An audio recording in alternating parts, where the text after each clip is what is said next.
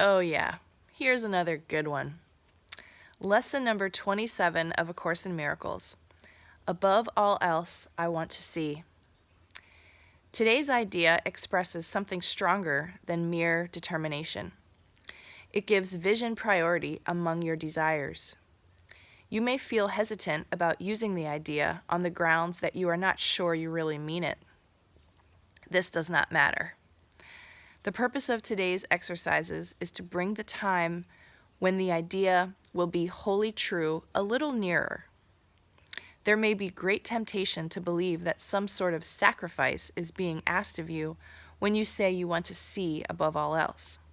If you become uneasy about the lack of reservation involved, add, vision has no cost to anyone. If fear of loss still persists, add further, it can only bless.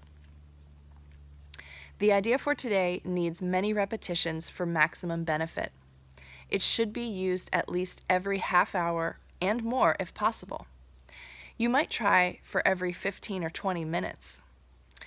It is recommended that you set a definite time interval for using the idea when you wake or shortly afterwards, and attempt to adhere to it throughout the day.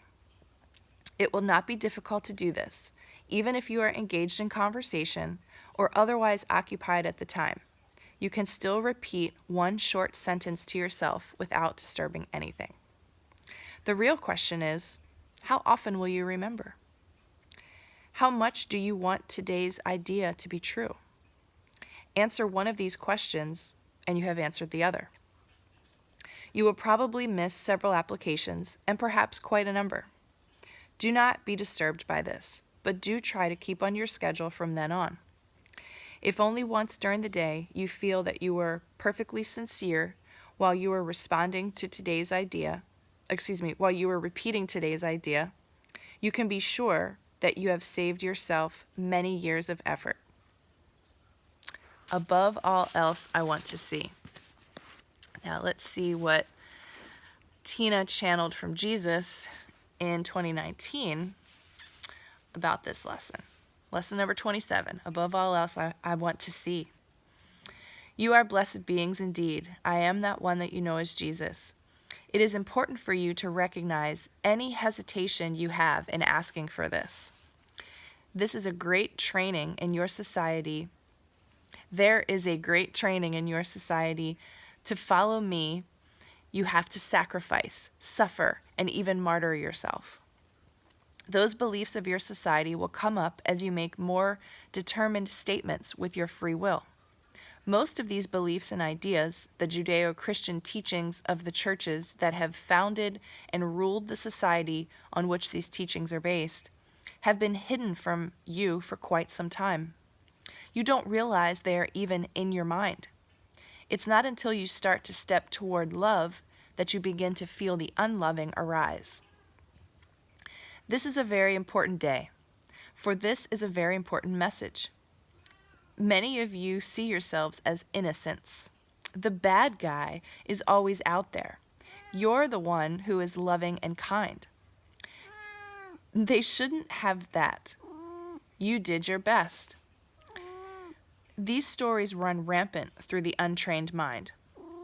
It's not until you truly walk toward love and turn toward that which teaches you pure, true, spiritual love that you see your ego's desire for death. Some of the wording in A Course in Miracles is very blatant. It is very graphic because these ideas are hidden from you. And we want to get your attention. We want you to realize that as you walk toward love, you feel fear. Why would that happen? If you are the loving being you perceive yourself to be, why would walking toward love bring up fear? It is because in your society, love has been associated with sacrifice and suffering, and the ego does not want to love. The part of your mind trained in your society by your warmongers and your torturous training programs, that part of your mind that has complied and agreed with those training programs by employing them in your actions, words, thoughts, and deeds, rises up and argues. It's going to say, This is not safe. We're heading towards something we have no control over. Control is of the utmost importance. Defenses are important. These are the words of the ego mind. When you do these lessons, you feel some fear or resistance. Know that you're being shown a part of your mind that believes that following my teachings will cause you suffering. There's no surprises there, because the story that was laid over my life and my teaching modality was of suffering, sacrifice, and punishment by a loving father of a dutiful son. There was no way out given that teaching. No matter how good you were, are, or will be, God will punish you.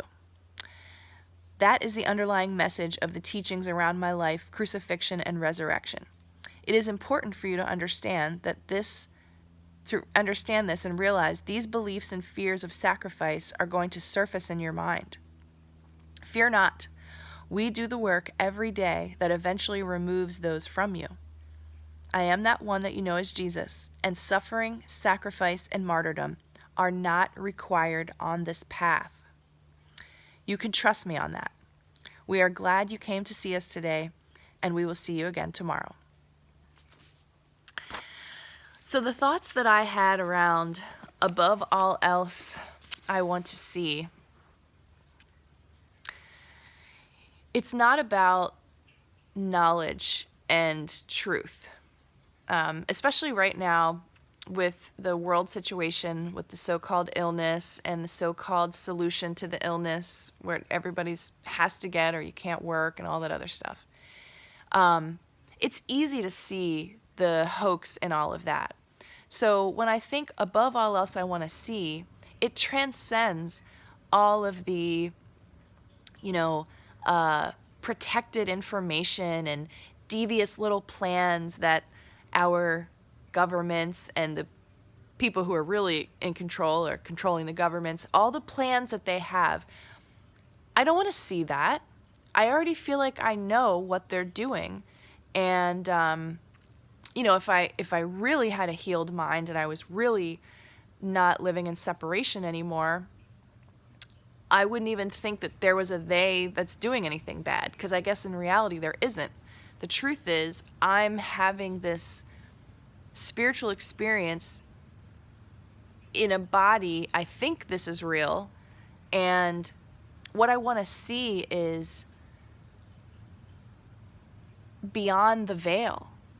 I don't want to see with my body's eyes. I want to see with my mind's eyes and my heart's eyes, and perceive that oneness and connection with everything and live in that place.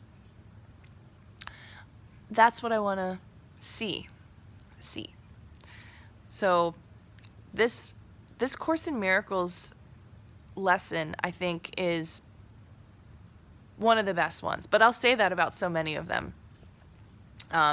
It's like you're taking a step in faith, because you really don't know what you want to see, especially if you're kind of new to this path, but you're willing to do these exercises and give this a try. So it's really a test for you to see, like, where are you really at with this? And if your heart's not in it, well, I mean, I would say continue anyway, but that's okay too, because this work gets to your heart, and you start to unlearn all this programming, all this crap that's been like templated on your brain, and you do things in your life that you just hate doing because you think sacrifice is a value or something. So when you're able to see the love in everything, then there really is no sacrifice, and you're really just having this experience until your spirit decides to leave your body, and you're like, okay, and now above all I want to see that part too. So I think if we remain present with this sort of childlike wonderment and curiosity about the world, and just observe things as they're happening, you will see beyond what's possible to see. So stick with it. Good job if you're hanging in there. Lesson 27. Okay, have a good day.